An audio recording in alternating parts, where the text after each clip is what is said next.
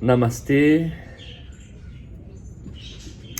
Bom, nós estamos fazendo o estudo do livro As Virtudes do Yoga. As Virtudes do Yoga do Georg. Para quem não acompanhou os outros episódios, estão disponíveis no nosso canal do YouTube. Basta acessar o canal do YouTube e você consegue assistir o episódio 1, 2, 3. O 4 sobe hoje e hoje nós estamos no episódio 5. Tá bom? Bom, nesse estudo que nós estamos fazendo, por que chama Papo Namastê? Porque a gente quer incentivar a ideia de você se colocar na visão do yoga com um contexto de desapego, né?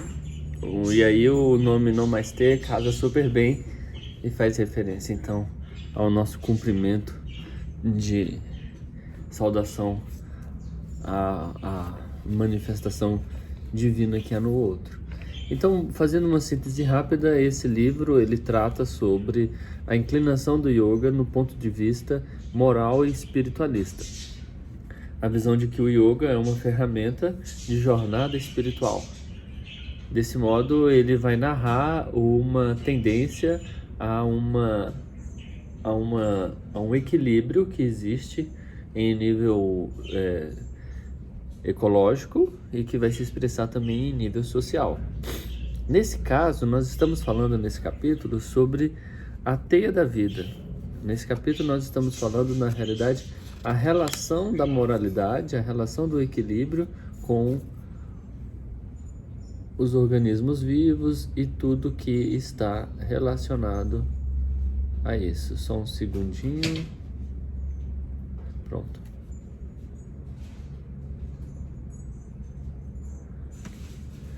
Então vamos lá. Nós paramos nas primeiras nas sugestões sobre o que Buda propõe, né? Qual a visão do budismo sobre a ideia de sofrimento.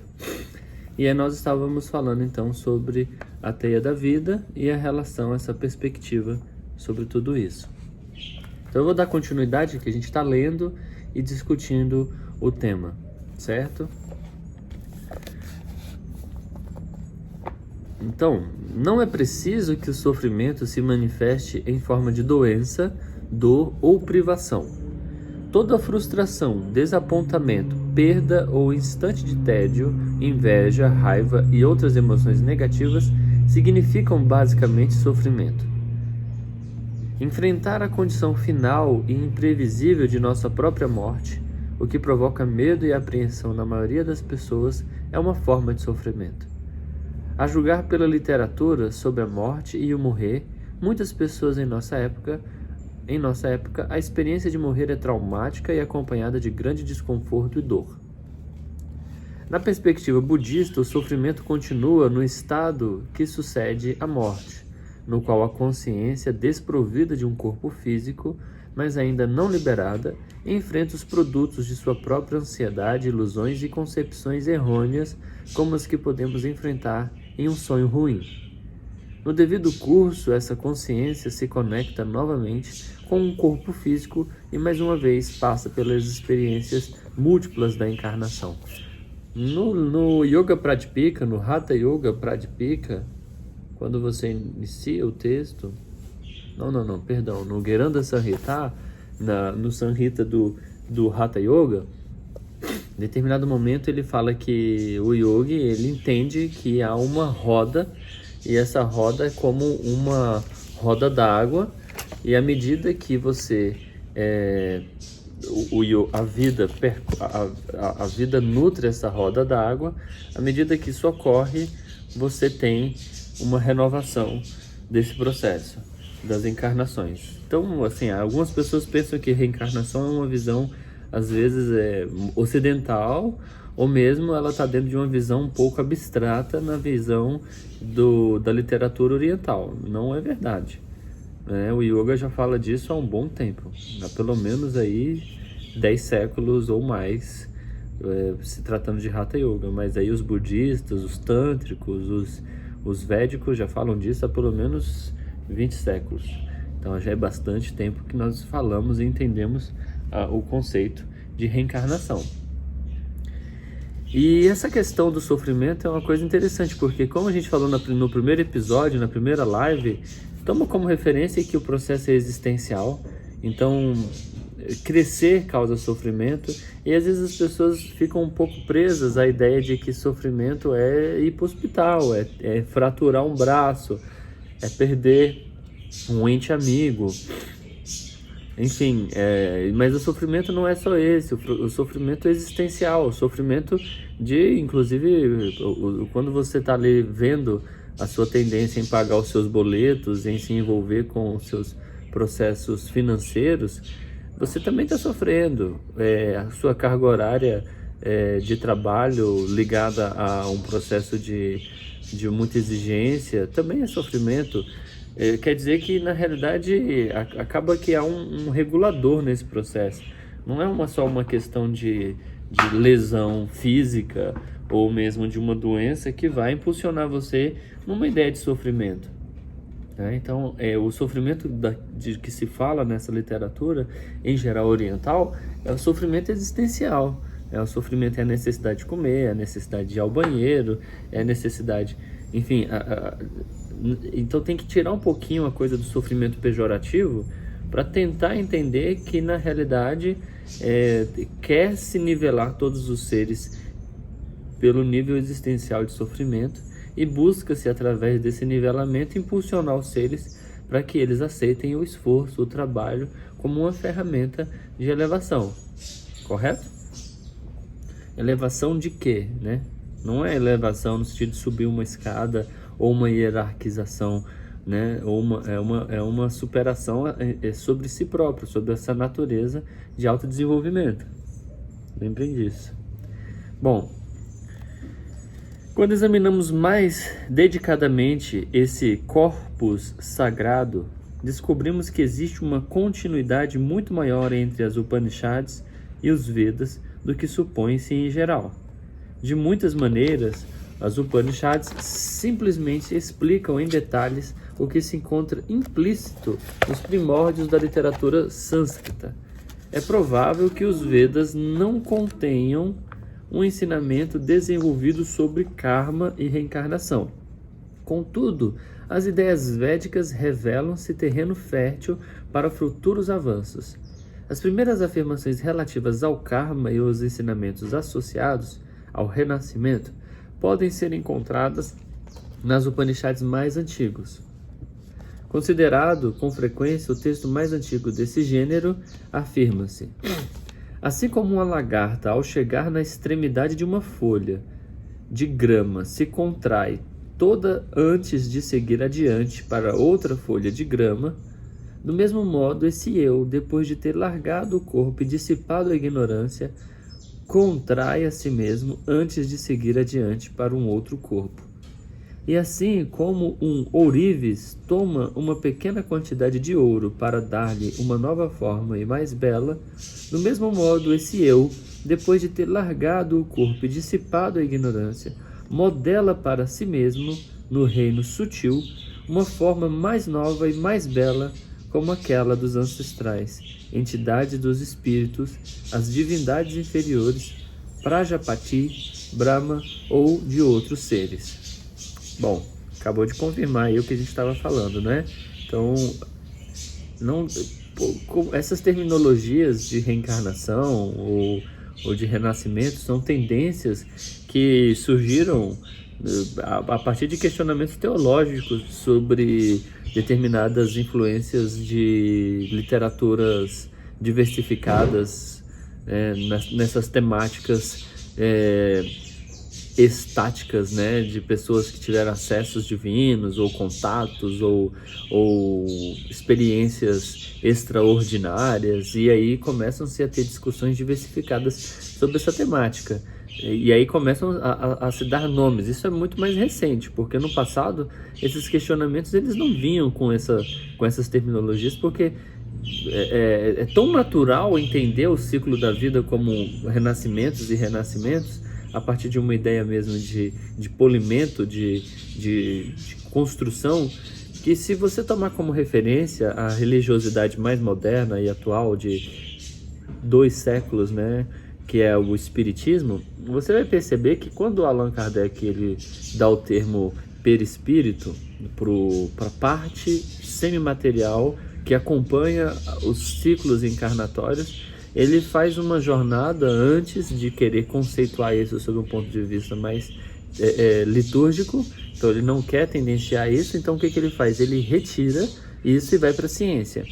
Indo para a ciência, ele encontra um termo dentro da biologia, que é um termo que você vai ver em vários cenários. Então quando nós falamos de periderme, pericarpo, períneo, então quando você vai, bom, o que é peri? Isso tem uma origem, então, dentro da botânica, dentro da anatomia, dentro do cenário da biologia. O termo peri faz referência, então, àquilo que é conservar, aquilo que conserva o que está dentro, né? Então, a semente tem o pericarpo, né? A planta tem a periderme. Os anéis musculares que fazem contrações são os períneos. A estrutura, a película que reveste os órgãos internos chama peritônio, né? Então, esse peri faz referência àquilo que é externo e que se mantém para poder conservar aquilo que é interno. Então, ele vai dar o nome de perispírito. Então, quando ele chama de perispírito, ele está falando aquilo que conserva a essência do espírito. Então, a cada reencarnação, isso é garantido e guardado. Então, por isso, perispírito. Então, toma como ideia de que não há um questionamento nesse sentido. Tem ou não tem? É ou não é? Vive-se ou não vive-se depois? A consciência, por que ela encerraria? A questão é essa, né? Nem se tem. A questão é, por que uma obra intelectual ela teria um final quando ela, na realidade, faz parte de um processo de entendimento mais profundo? Então, não viaja. Existe uma afinidade entre uma vida e outra. Vida, morte e renascimento não estão conectadas de maneira arbitrária. Não existe uma total interrupção entre uma encarnação e outra. A continuidade entre elas é garantida pela lei do karma, conforme ela se expressa na consciência do indivíduo. A morte física, conforme nos asseguram todas as tradições espirituais, não significa uma total extinção ou aniquilação. A consciência supostamente sobrevive de alguma maneira, embora os detalhes dessa sobrevivência póstuma sejam um pouco diferentes segundo cada sistema.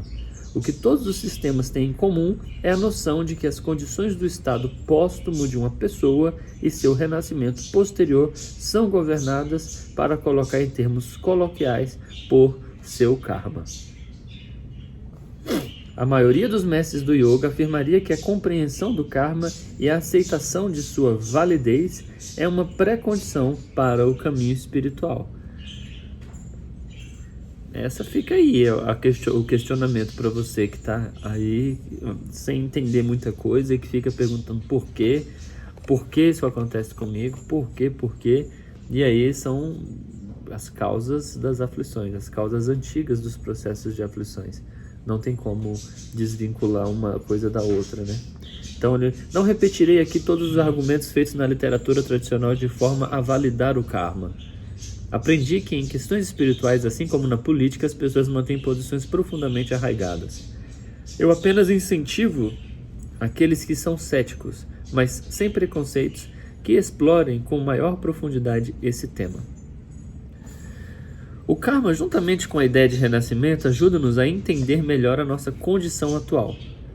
Por outro lado, ele nos oferece uma forte razão para alinhar o nosso comportamento mental e físico com os valores morais e espirituais mais elevados. Podemos não concordar com o ideal da liberação, ou não desejar devotar nossas energias à sua realização. Contudo, não deixa de ser benéfico levar o karma em conta em todas as nossas ações. Uma das coisas que me intriga nesse processo aí é em relação ao tendencialismo de querermos já pensando numa ideia de liberação, pensando numa ideia de que o ciclo de vidas vão se encerrar, então eu vou aqui me dedicar. Então, uma tendência, inclusive no meio espírita, né, de falar do bônus hora, de uma ideia de que você vai acumulando e você vai guardando e daqui a pouco você pode bajular ou barganhar alguma forma de processo que já te retire dessa condição humana de sofrimento.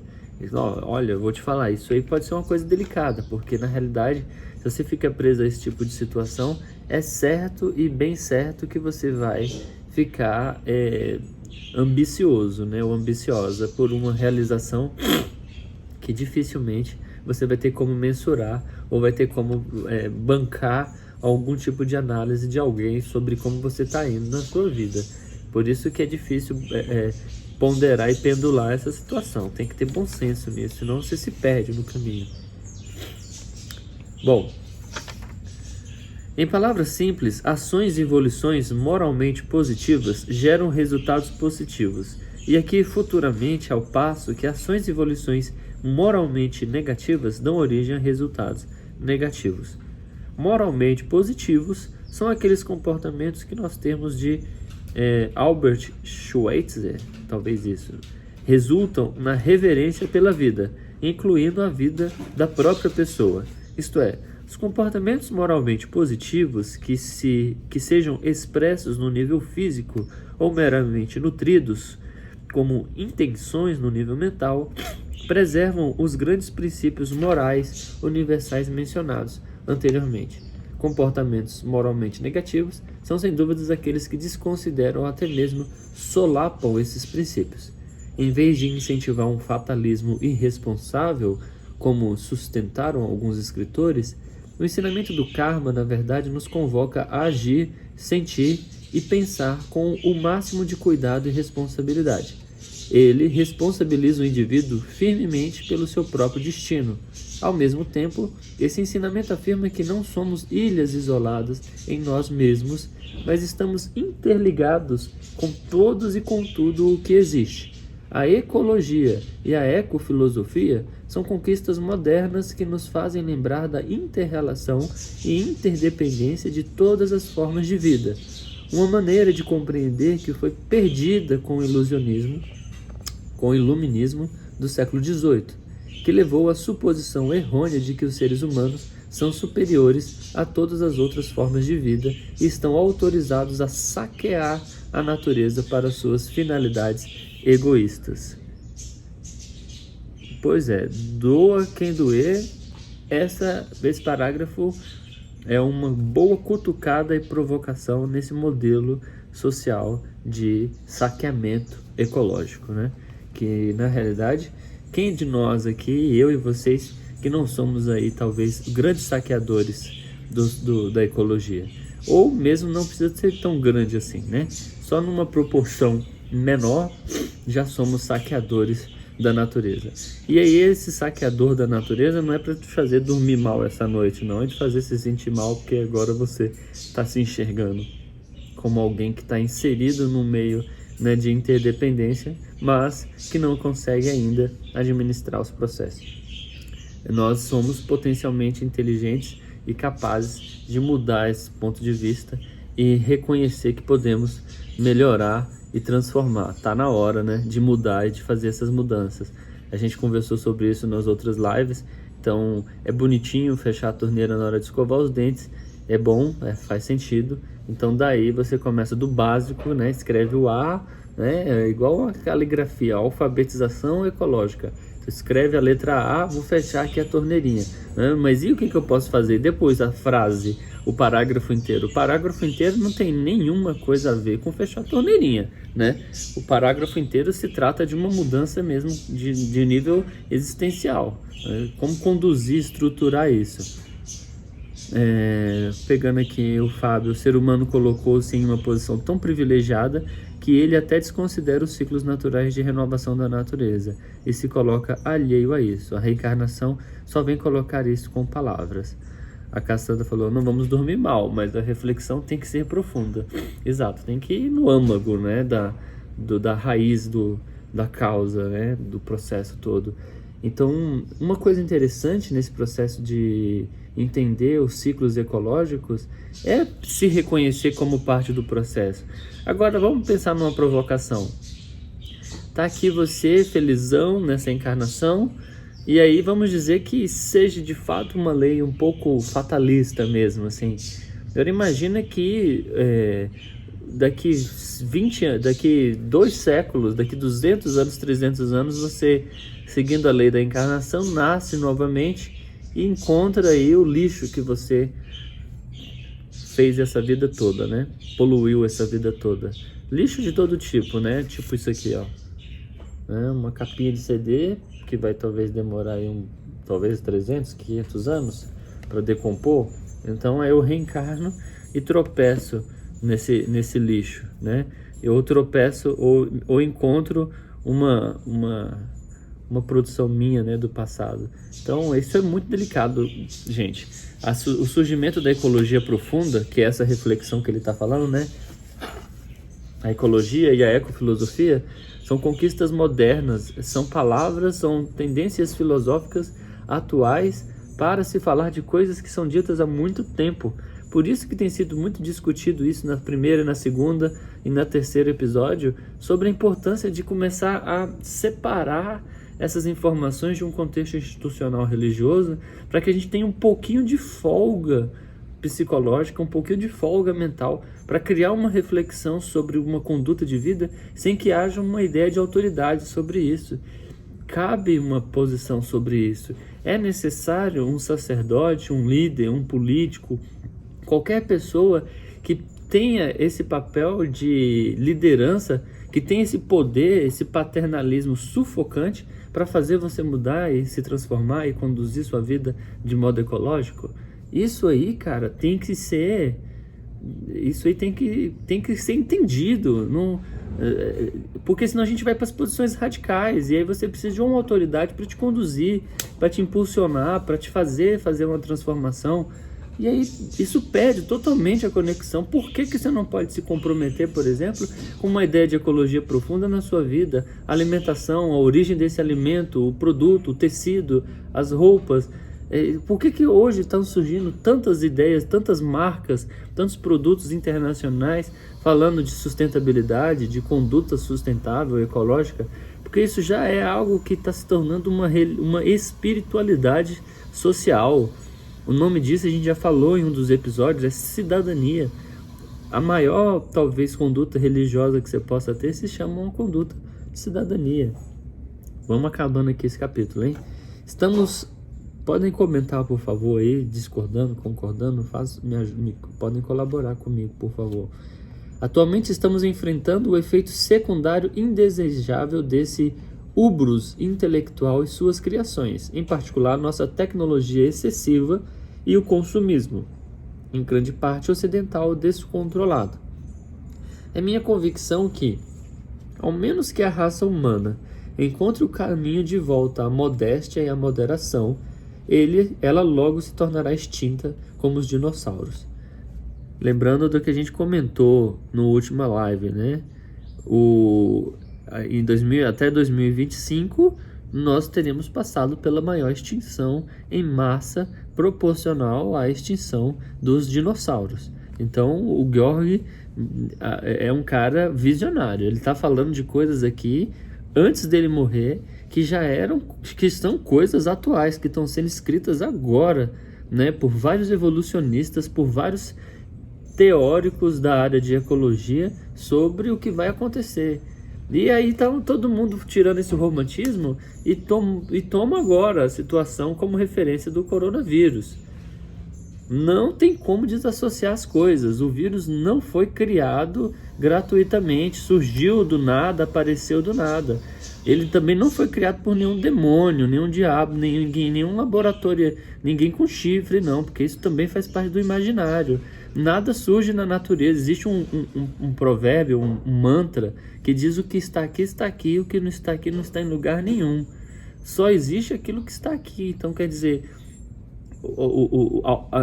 há uma alfândega de equilíbrio. Então o ser humano, ele invadiu uma alfândega, ele entrou em um outro território. A partir do momento que ele invadiu esse outro território se sente à vontade também para invadir o dele, e assim você quebra o equilíbrio ecológico. E esse equilíbrio ecológico, uma vez rompido, essas alfândegas elas precisam retornar a um estado de harmonia de novo. Vai saber como isso vai acontecer, mas o coronavírus é o exemplo do ser humano ter invadido essa alfândega. E aí, a partir dessa invasão, esses micro-organismos, eles passam de lá para cá também. Então é simplesmente uma tendência natural do processo ecológico. Está aí a necessidade de se comprometer com uma vida ecossocial, eco-comprometida, né? Vou ver aqui o que a Cassandra falou. Entender esta interdependência dos seres é importante para construir pontes de afinidade. Sem dúvida. A interdependência, porque esse nível de extinção em massa, essa apropriação indevida, essa tendência, né, de usar a natureza só seu bel prazer, é um problema. E se você colocar bem nesse pensamento que foi dito anteriormente sobre o iluminismo, você vai ver que na realidade o ser humano, ele passou a se enxergar como um ser muito mais divino que os outros, e que ele entrou numa egomaníaca tendência comportamental de achar que Deus está por ele, mas não está pelos outros. Ou se está pelos outros, está menos, está mais para ele. E aí, estando mais para ele, ele faz o que ele quiser. E aí ele está fazendo só uma tendência de quase 5 séculos já de fazer muita merda mesmo.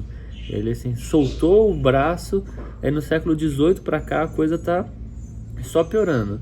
Cabe, por exemplo, aquela frase que você ouve muito assim: se Deus quiser, né? E aí começa a colocar uma tendência de achar que tudo tem porque Deus está em tudo, Deus é onipresente, Deus é onisciente, Deus é onipotente. E aí vai para essas posições filosóficas aí, que é mais filosófica que prática, então, e coloca a ideia da divindade responsável por todas as coisas. E aí, por vezes, inclusive, nem se movimenta, não trabalha por isso, não se movimenta por esse processo. Então não é uma vontade de Deus que o planeta seja destruído, tá bom? Não é uma vontade de Deus que os bois, que os animais, que a soja, que a desertificação, que a poluição ambiental, que os passivos da mineração, o corte de madeira, isso não é vontade de Deus. Fica tranquilo que isso é vontade nossa, né? Sua, dele, daquele outro, minha. Isso não tem nada a ver. Aqui atrás tem essas madeiras que vocês estão vendo aqui, eu nem sei de onde que veio. Eu fui comprar e comprei. Se foi faz parte eu tô acreditando que tem alguém responsável pela conservação que pegou essa madeira de manejo florestal e que eu tô comprando uma madeira regularizada, né? Quando eu pergunto pro cara: essa madeira tem regularização, tem certificação? Tem, então eu tô acreditando e tô comprando. Então, quem dera se fosse simples assim, né? Então,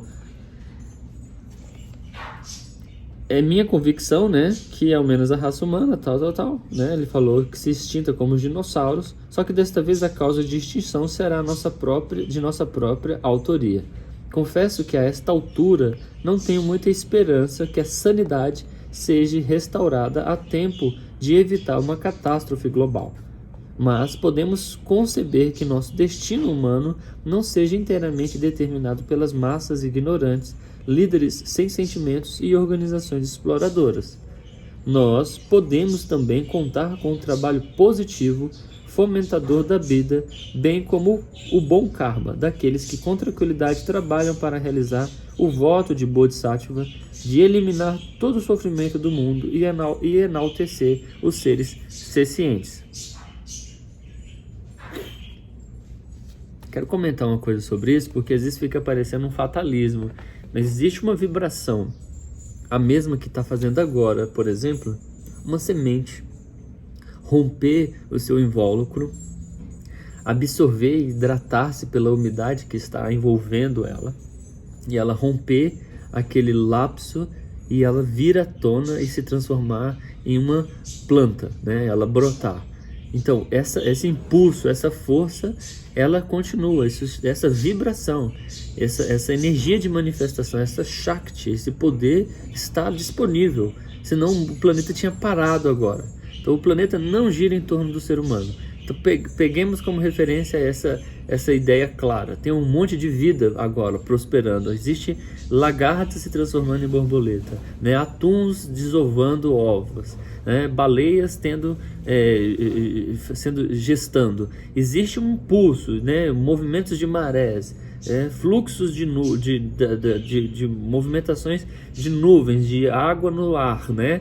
E vulcões, enfim, existe um pulso na vida, então a Terra está viva. Existe uma energia de equilíbrio que está ali, sendo alimentada por esse pulso.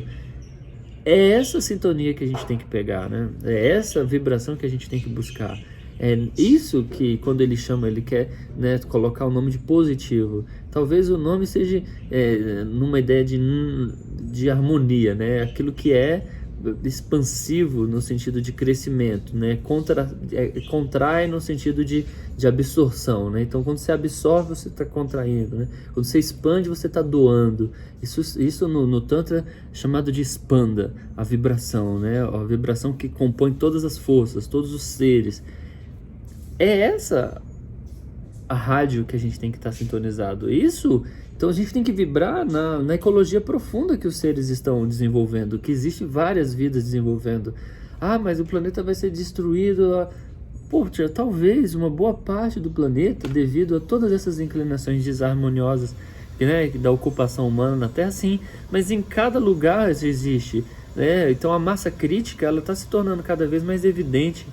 Então a gente tem que ter um pouquinho de paciência, sair da vibração também, de achar que, né, os outros seres apontar, né, encontrar um pouquinho de solução, fazer um desenvolvimento de contentamento para se reconhecer, para reconhecer-se dentro desse espaço de transformação e encontrar a verdadeira sintonia, sabe? Aquela que está ali prosperando e dando abundância. O Fábio falou, o Deus cristão está mais parecido com Kali do que com Vishnu. Tá, ele tem essa tendência mesmo assim. E quer destruir tudo. Bom, existe um ponto importante nessa afirmação. Nosso bom karma não apenas nos beneficia em termos individuais, mas se for bastante significativo, também tem repercussões positivas no mundo à nossa volta. Nossos pensamentos e atos são agentes por meio dos quais podemos melhorar o destino de todos os seres sencientes. O Bodhisattva sempre se esforça para criar um saldo positivo de bom karma, de modo que, de aumento em aumento, os outros também possam desfrutar da mesma clareza, serenidade e bem-estar. É bastante fácil de ver como ações positivas de uma pessoa podem contribuir com o bem-estar de outras. Mas os nossos pensamentos positivos também têm que ser efetivos, como demonstrado pelo projeto Mantra, da Duke University, e muitos outros estudos semelhantes. Pacientes cardíacos que recebem orações de 50 a 100% menos têm de 50 a 100% menos efeitos colaterais indesejáveis do que aqueles pacientes que não receberam orações. Se ainda não temos atenção e energia disponível suficiente para cuidar com profundidade do aperfeiçoamento de todos os seres sencientes e do mundo como um todo, podemos pelo menos minimizar nossos pensamentos, emoções e ações negativas. É isso, tem que ter uma tendência a mitigar, sabe, impacto ambiental. A gente que estuda impacto ambiental para poder cuidar, né, da natureza, assim, Então aquela tendência que eu já coloquei para vocês, ambiental, de ecologia, quando você quer diminuir, mitigar, né, um impacto ambiental, você encontra uma solução que não é evidentemente um mecanismo de parar aquela ação, como por exemplo uma hidroelétrica. Você precisa daquela energia. Mas como que você faz para mitigar? Então você procura criar todo um ciclo, né, de entendimento de todos os fenômenos que vão ocorrer ali. E para quem já estudou, por exemplo, estudos de impacto ambiental, é uma ciência muito completa. Então você tem uma análise que vai enfrentando várias frentes de trabalho, desde a microbiota à macrobiota, e você começa a entender os possíveis impactos que ocorreriam ali, e você vai mitigando, porque não é possível cortar, né, o impacto, mas é possível diminuí-lo a um nível muito pequeno. Determinados impactos não são possíveis diminuir devido às proporções, mas aí você pode, sim, sempre mitigar, sempre diminuir essas escalas. É assim. E quando ele traz essa questão da oração, da prece, do mantra, do processo devocional, ele está deixando claro o poder da mente de atuar, né, sobre esse poder que é a ação do homem, né, a ação inteligente do homem. Pensa, gente, tudo começa no mental, tudo é mental. Inclusive, se você pode, por gentileza, depois acessar escola.professoresdeyoga.com.br, e tem um curso disponível lá, gratuito, com a Maria do Socorro, e você vai poder fazer esse curso sobre pensamento positivo. Então, acessa esse site e aí você faz algumas aulas para você entender. E você vai entender que tudo é mental, e você já sabe disso, isso é só para recordar você do seu poder. Então, quando você começa a idealizar uma comida, um risoto, um preparo qualquer, se você começa ele mentalmente, você consegue realizar. Os mestres dizem assim, né? Só de pensar no asana, eu já estou realizando ele, a postura de yoga. Então, se você idealiza uma horta, você idealiza a pintura da sua casa, por que tudo isso funciona no nível mental? E o apaixonado entende muito bem isso, porque quando ele está apaixonado, ele se delicia mentalmente com a amante ou o amante, e aí nessa tendência ele olha para aquilo tudo e ele consegue realizar através das fantasias, através dos pensamentos. Por que isso não funcionaria também num contexto de você perceber que você pode vibrar, né, criar uma engrenagem e sim, conseguir compreender as necessidades dos seus familiares, conseguir alimentar uma determinada pessoa que está na sua casa com um determinado sofrimento, ou mesmo acreditar no poder da mente em auxiliar as pessoas que estão sofrendo em hospitais e coisas assim, não é verdade? Bom, se ainda não temos atenção e energia disponíveis suficientes, como ele falou, a gente tem que trabalhar pelo menos para diminuir as negativas, né? Ao lembrar o parentesco com todos e com tudo, devemos maximizar não apenas o nosso próprio prazer, mas o bem-estar de todos. Na medida em que aliviamos a carga dos outros, eles terão melhor chance de obter o tipo de clareza de visão e, por fim, os liberte por fim da ilusão do ego e assim de todo o sofrimento. É aquela escala que a gente falou no primeiro episódio, né? Eu tenho um eu limitado aqui, limitado por várias questões, e eu preciso criar, né, uma ponte para um eu ilimitado, aquele que acredita, aquele que tem discernimento, aquele que tem condições de lidar com o conflito, correto? Para eu migrar desse espaço para o outro, muitas vezes, em especial, eu preciso do apoio social, e eu estou falando de interconexão, interdependência saudável. Para isso eu estou falando de escuta, né? Então você pode potencializar a sua capacidade de auxiliar seus familiares e seus amigos simplesmente escutando, né? Abrindo-se à escuta, que não seja aquela escuta do julgamento com aquele tanto de conselho, né? Talvez seja, hoje eu estou aqui para te ouvir, eu quero te ouvir, então eu te ouvindo eu sou capaz de colaborar com o que você está precisando, né? Só de te escutar, só de escutar a pessoa você já é útil, porque então não tendenciar a esse fortalecimento, entende? De interdependência saudável, e assim ir construindo gradativamente outros mecanismos de inter-relação saudável. Então isso começa na escuta, isso começa no apoio, isso começa na troca, na doação, correto? No tempo que você disponibiliza, enfim. Tem tantas coisas legais que você pode fazer. Você pode cozinhar para pessoas, pode preparar um chá, você pode fazer um escalda-pé, você pode dar uma massagem, você pode ler um livro com ela, você pode compartilhar a nossa live. O cultivo de virtude ou mérito kármico que interessa tanto o Bodhisattva cria as condições necessárias para ele mesmo e outros penetrem o véu da ignorância espiritual. Isso não leva, como foi afirmado no capítulo anterior, diretamente à liberação. Na verdade, nessa linha de ideias, um caráter virtuoso é um caráter que transcende o ego. Em termos hindus, ele sugere uma pessoa na qual sattva, o fator da lucidez ou transparência, se sobressai. Essa lucidez, por sua vez, facilita maiores descobertas acerca da natureza da realidade, que, a seguir, leva a ações virtuosas e revelações ainda mais profundas, bem como todas aquelas outras qualidades que intensificam a autotranscendência. Embora uma vida virtuosa não leve diretamente à realização transcendental, ela é uma condição necessária para isso. Bom, talvez fazendo uma síntese desse processo seria mais simples dizer assim, você, né, que está aí ouvindo a live e que está acompanhando os episódios, como que você vai fazer um processo de ajuste disso tudo? Minha sugestão é que você entenda o conceito, e aí pode-se dizer do mito, né, do que é ser um Bodhisattva, né? Um Bodhisattva, alguém comprometido com o processo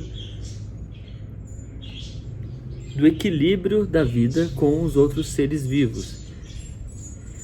O Cristo, quando propõe a ideia de amar a Deus sobre todas as coisas e ao próximo como a ti mesmo, né? Ele está falando sobre isso aqui. E aí cabe você fazer uma reflexão do jeito que você quiser sobre isso, porque as igrejas cristãs em geral não são cristãs. Em geral elas são tendenciosas a só estudarem a tendência bíblica, né?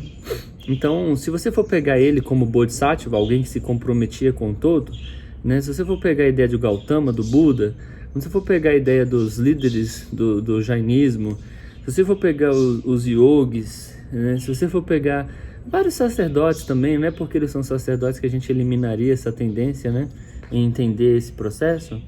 Então, se você for pegar essa tênue linha, você vai entender que o ser Bodhisattva, né? O que isso quer dizer?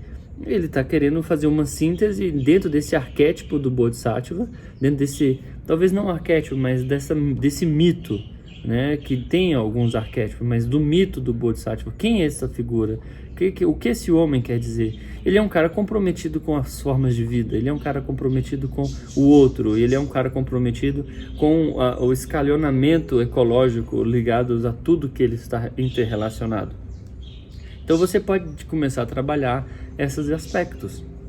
O que é ser Bodhisattva? Para minha mãe, para o meu pai, para os meus filhos, para os meus amigos, para os meus companheiros, para, enfim, toda forma que orbita o meu cotidiano. Como eu posso estar presente nesse contexto?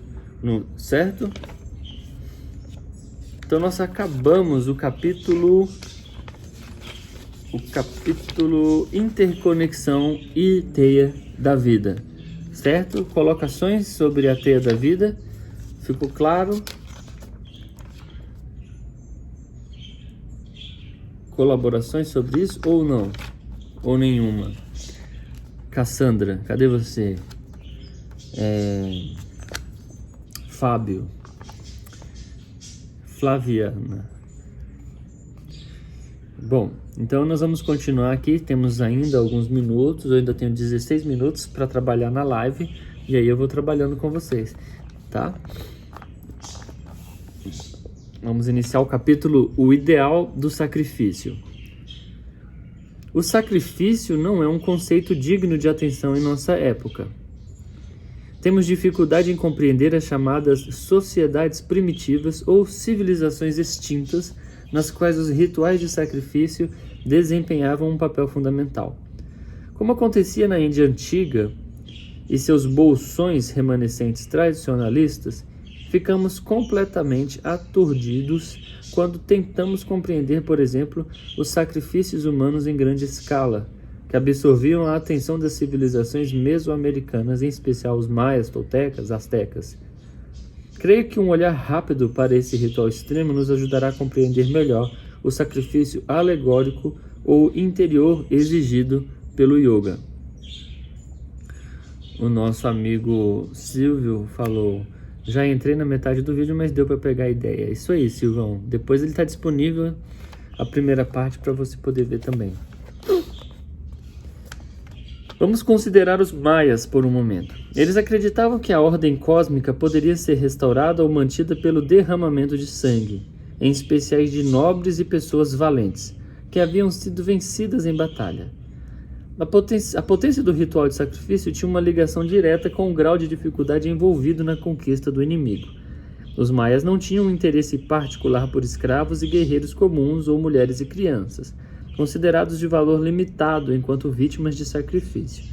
Em tempos de tensão social ou econômica, entretanto, esses infelizes eram sacrificados também para restaurar o equilíbrio das forças cósmicas. Aqueles selecionados para o sacrifício humano eram pintados de azul, a cor do sangue desoxigenado. Torturados a ponto de derramar o precioso sangue, depois mortos, tendo os corações arrancados do peito, aberto a golpes. O coração era exposto ao sol e depois queimado até as cinzas para nutrir essas possíveis divindades. A oferenda imitava o sacrifício arquetípico do deus Ubigo, adornado de penas por meio do qual ele criou o universo. Uma ideia que, como veremos, teve sua contraparte no sacrifício humano na Índia antiga. Da perspectiva maia, o sacrifício humano não era tanto uma instância de morte como de renascimento espiritual e de vida. Ao conquistar o medo e a dor, a vítima do ritual recebia a oportunidade de entrar num paraíso e evitar os senhores do inferno, o destino sombrio que aguardava as suas vítimas. Sem dúvida, essa prática é repulsiva. De cardiectomia ritual ofende a nossa sensibilidade moderna.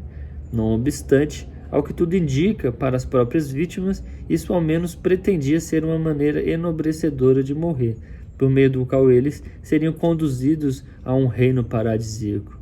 Em épocas posteriores, os astecas, de um modo indiscriminado e brutal, fariam uma carnificina com os milhares de inimigos conquistados, que apenas inspirava terror nos reinos circundantes. É difícil imaginar que qualquer prisioneiro dos astecas fosse de boa vontade para o túmulo ou conseguisse fazer isso com uma certa dignidade. Por trás do insensível costume de arrancar o coração para fora do peito de um prisioneiro vivo, reside a equiparação ritual de sangue com poder e vida. Como em muitas culturas, os maias acreditavam que era preciso derramar o sangue dos vivos para melhorar a vida das divindades guardiãs da ordem cósmica. O papel superlativo do sangue pode ser visto no costume disseminado entre maias da sangria, que era destinada a assegurar a fertilidade da terra. Quanto mais poderosa era a posição de alguém na ordem social, tanto mais sangria era esperada. Os governantes das cidades maias eram chamados de maneira adequada os senhores do sangue. Esse costume é uma situação inversa encontrada nas sociedades seculares como a nossa própria, na qual os ricos e poderosos sugam a força vital dos que estão destituídos e pobres. Essa foi uma ótima colocação, hein? A gente já volta nela. Vamos ler o que a Cassandra falou. Sobre o capítulo anterior, o que antes pertencia ao domínio das religiões e do mito está cada vez mais tornando-se consenso na ciência. Todas as coisas do universo estão profundamente relacionadas umas com as outras. Perfeito, Cassandra. É essa a ideia. Por isso a discussão da ecologia profunda vem tanto falar sobre isso, né? A quântica tem dito muitas coisas sobre isso, né? A ciência em todos os níveis vem falando muito sobre isso. Então a importância da gente entender, né, a interdependência de todas as coisas e começar a dissolver essas coisas estranhas que estão aí nutrindo o todo, né? Bom, voltando aqui, olha que interessante, né? Esse costume é uma situação inversa encontrada nas sociedades seculares como a nossa própria, na qual os ricos e poderosos sugam a força vital do que estão destituídos e pobres. Hoje em dia, quando dizemos que alguém fez um sacrifício, usamos de um modo prosaico uma forma linguística sobrevivente de períodos anteriores. Tudo o que queremos dizer com essa frase é que alguém deu o passo extra, ou saiu de seu caminho para conseguir um resultado positivo. Nenhuma oferenda ritual real está envolvida nesse tipo de sacrifício metafórico. Todavia, nos círculos cristãos, a ideia arcaica de sacrifício ainda é mantida viva na doutrina central do Cristo, que renunciou à vida pelo bem de todos os fiéis. A gente ouve muito falar isso, né? Ele deu sangue por nós, né? Ele, o Cordeiro, sacrificou a si mesmo de modo que os pecados de seus seguidores pudessem ser perdoados. Esse autossacrifício físico e literal, reinterpretado de um modo simbólico, é o mais perto que nós, modernos, chegamos da prática arcaica de sacrifício real, não levando em conta as aberrações psicopáticas dos assassinos em massa. A ideia, no entanto, a soma da tradição do yoga, tanto em termos de oferendas rituais reais de substâncias purificadas, como de oferenda simbólica de si mesmo no processo de autotranscendência.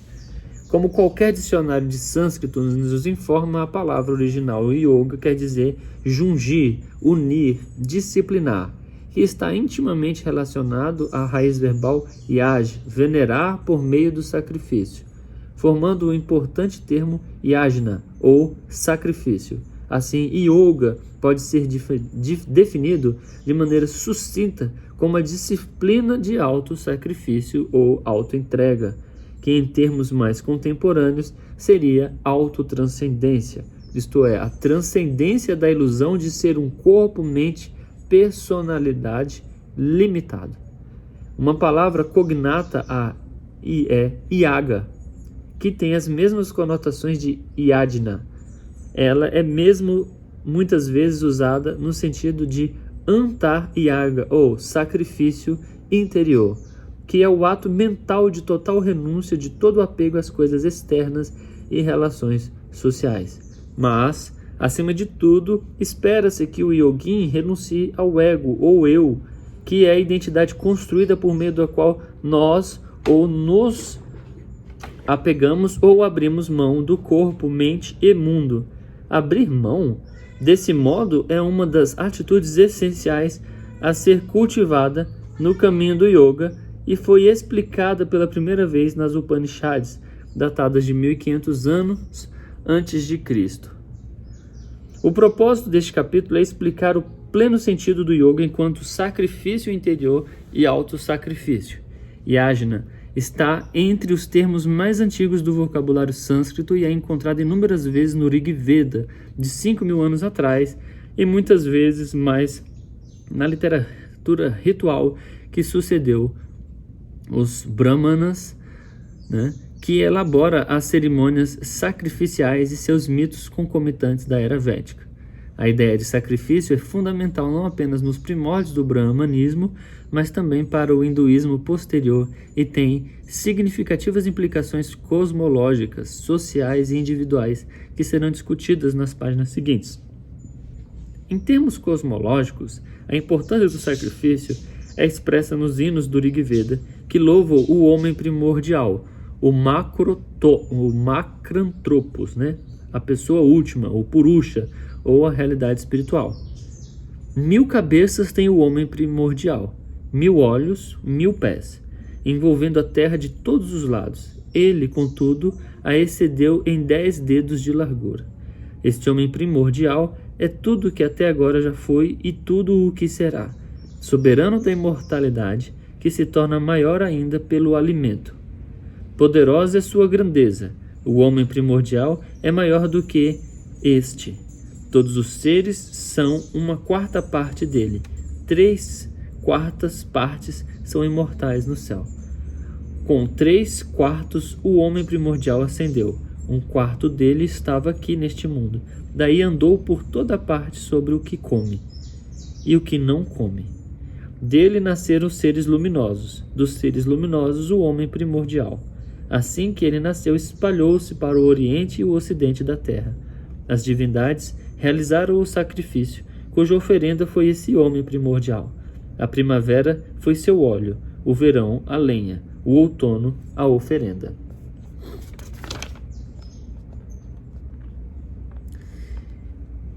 embora o hino é maior, tá? Não vou ler ele todo porque ele é muito grande. Ele tá pegando aqui 2 páginas, né? Então, a gente depois, quem quiser o verso inteiro, eu posso mandar, certo? Krishna, em sua natureza transcendental, é o próprio Macratrompos, cuja imensidade o universo nasceu por um ato de auto-sacrifício sem precedentes. Enquanto uma encarnação daquele Macratropos, o homem-deus Krishna queria que todos seguissem o seu divino exemplo.